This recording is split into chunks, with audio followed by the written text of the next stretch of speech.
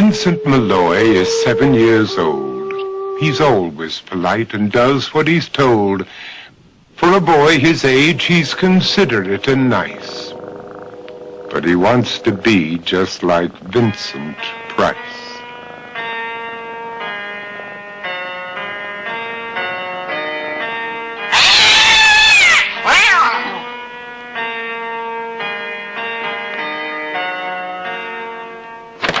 He doesn't mind living with his sister, dog, and cats, though he'd rather share a home with spiders and bats.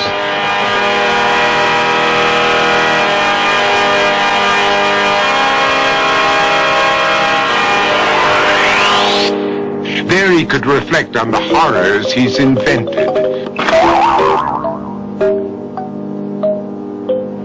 and wander dark hallways alone and tormented.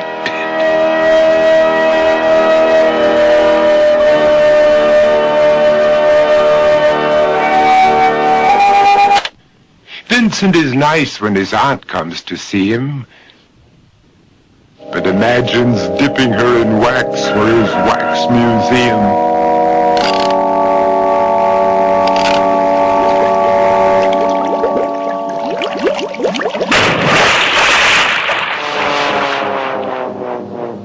He likes to experiment on his dog, Abercrombie, in the hopes of creating a horrible zombie.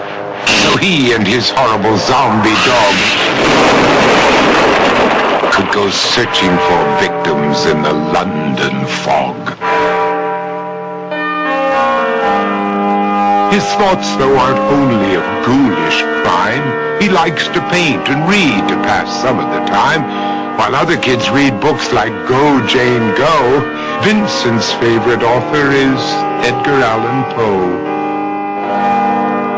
One night, while reading a gruesome tale, he read a passage that made him turn pale. Such horrible news he could not survive, for his beautiful wife had been buried alive.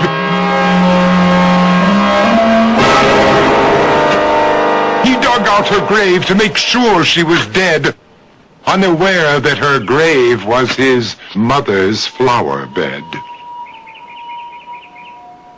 His mother sent Vincent off to his room. He knew he'd been banished to the Tower of Doom, where he was sentenced to spend the rest of his life alone with the portrait of his beautiful wife. While alone and insane, encased in his tomb, Vincent's mother burst suddenly into the room. She said, "If you want to, you can go out and play. It's sunny outside and a beautiful day."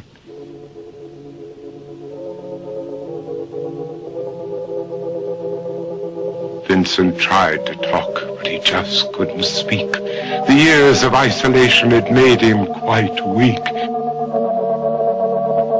So he took out some paper and scrawled with a pen, "I am possessed by this house and can never leave it again."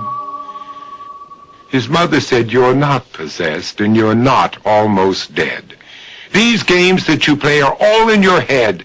You're not Vincent Price, you're Vincent Malloy. You're not tormented or insane, you're just a young boy. You're 7 years old and you are my son. I want you to get outside and have some real fun." Her anger now spent, she walked out through the hall. And while Vincent backed slowly against the wall, the room started to sway, to shiver and creak. His horrid insanity had reached its peak. He saw Abercrombie, his zombie slave, and heard his wife call from beyond the grave. She spoke from her coffin and made ghoulish demands, while through cracking walls reached skeleton hands.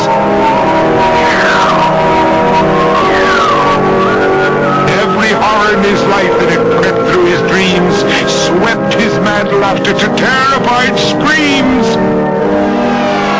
To escape the madness, he reached for the door, but fell limp and lifeless down on the floor. His voice was soft and very slow as he quoted The Raven from Edgar Allan Poe. And my soul from out that shadow that lies floating on the floor shall be lifted nevermore.